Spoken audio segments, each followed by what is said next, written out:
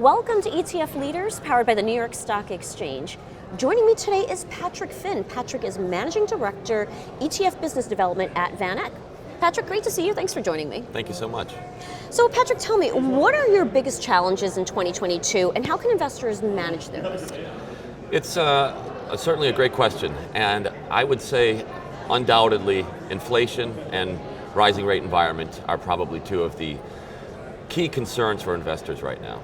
And in our mind, we were early to the idea that inflation was going to be persistent, it was going to be high, and we had been out talking about that. What I think we're seeing now are the ramifications of what inflation can do to portfolios.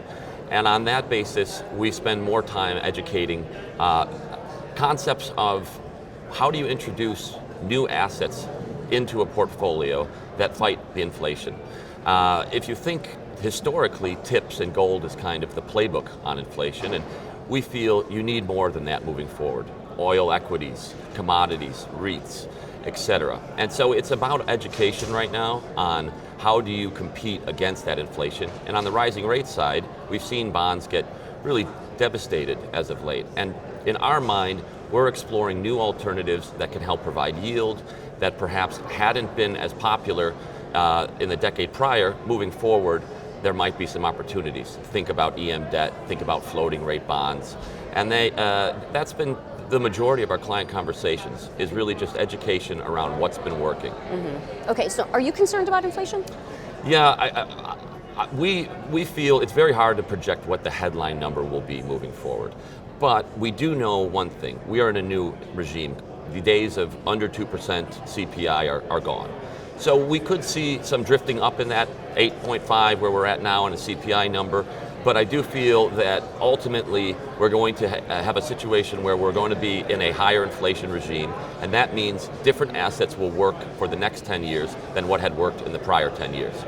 We have a fund that's an inflation allocation fund that really seeks to just solve for that. What do I buy to defend against inflation, and when do I buy it? And that risk managed fund is our solution to what investors should be thinking. Now, what do you think are the biggest opportunities in the market right now?